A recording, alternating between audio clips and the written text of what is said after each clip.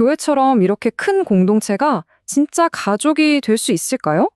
어쩌면 좀 뜬구름 잡년 얘기처럼 들릴 수도 있죠.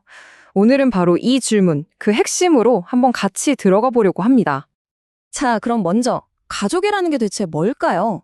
진짜 가족을 가족답게 만드는 건 뭘까요? 그냥 뭐 사전에 나오는 그런 딱딱한 정의 말고요. 우리를 하나로 딱 묶어주는 그 끈끈한 거?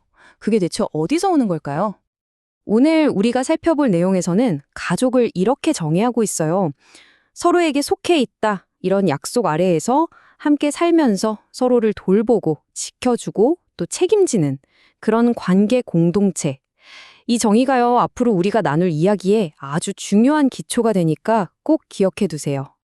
그래서 이 가족을 만드는 핵심 기둥이 바로 4가지가 있다는 겁니다.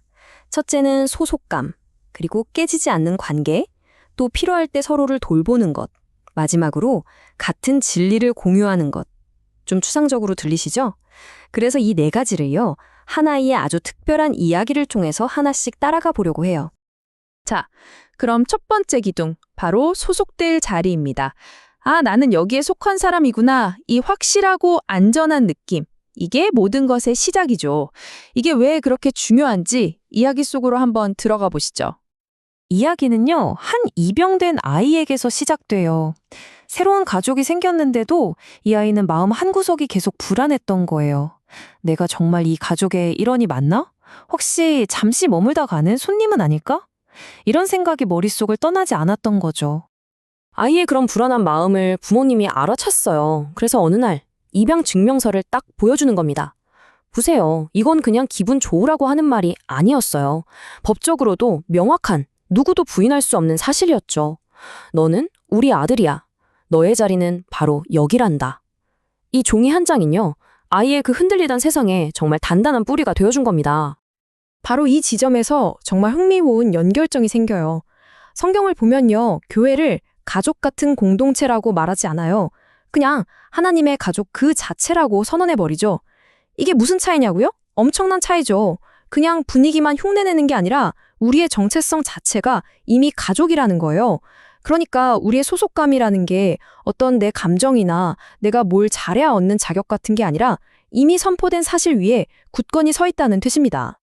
자, 두 번째 기둥으로 넘어가 볼게요. 바로 깨지지 않는 유대, 즉 영속성입니다. 진짜 가족 관계는 주변 상황에 따라서 막 흔들리고 그러지 않잖아요. 아이의 이야기는 계속됩니다. 이 아이에게 또 다른 시련이 찾아와요. 아빠의 직장 문제로 가족이 아주 먼 곳으로 이사를 가게 된 거예요. 아이의 마음속에 또다시 그 두려움이 스멀스멀 피어오르기 시작합니다. 상황이 이렇게 어려워졌는데 혹시 짐이 되는 나를 버리고 가는 건 아닐까? 하지만 부모님은 아이에게 아주 중요한 걸 가르쳐 줍니다. 아이를 꼭 안아주면서 말하죠.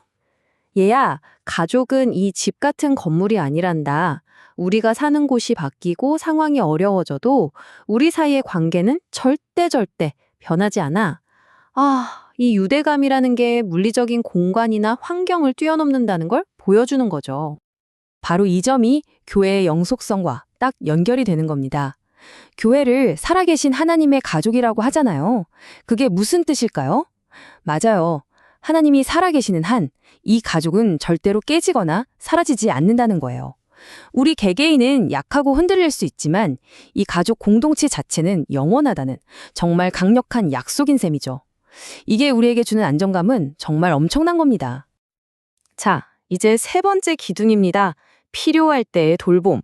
가족 구성원 중에 누가 약해지거나 도움이 필요할 때 서로를 돌보는 것. 이게 왜 가족의 핵심인지 한번 살펴보겠습니다. 어느 날 아이가 정말 심하게 아팠어요. 침대에서 꼼짝도 못할 정도로요. 아이 마음속에는 또다시 그 익숙한 불안감이 찾아옵니다. 내가 이렇게 아무것도 못하고 쓸모없어지면, 귀찮은 존재가 되면 혹시 다시 혼자가 되는 건 아닐까? 근데요, 부모님의 반응은 아이의 예상을 완전히 뒤집어 놨어요. 귀찮아하기는커녕 오히려 번갈아 가면서 휴가를 내고 밤새도록 아이 곁을 지키는 거예요. 그리고 이렇게 말해주죠.